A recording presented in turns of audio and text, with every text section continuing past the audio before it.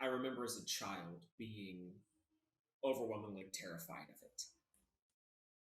It was either Thich Nhat Hanh or Chogyam Trungpa Rinpoche that I was reading books from, and I came across a passage about life and death being the two sides of the same coin.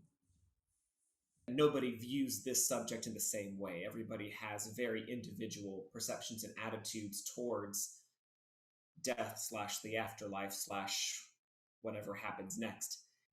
And I wanted to try to encompass as broad of a slice of that as I could imagine in the work.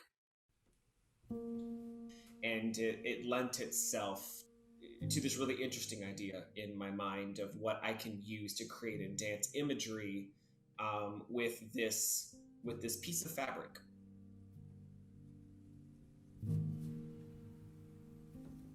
The fabric really dances and behaves and morphs in several different ways, that sometimes it's something that is obscuring a moment to keep it in mystery, or it's revealing something that the audience hadn't seen before, or it's literally helping propel bodies around the space. There's moments of dancers being pulled with it and sliding with it or fighting against it.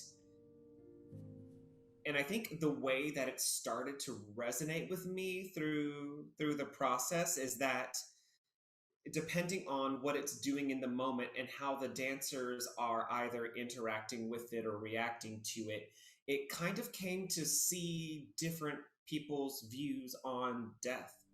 Sometimes it's playful and almost funny.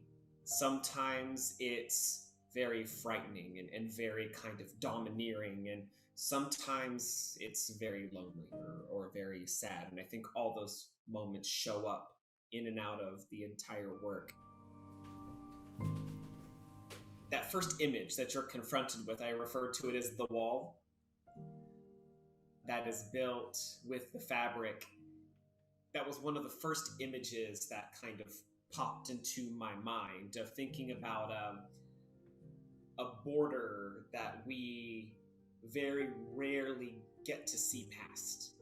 Something that feels large and impenetrable and oddly final, but then suddenly being able to peek into it.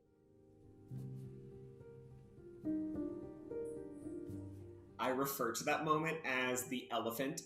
That idea of this mysterious large thing that is bigger than you and more powerful than you. It's going to get you. you know? And yeah, something about that fear that makes us feel small in the face of such enormity.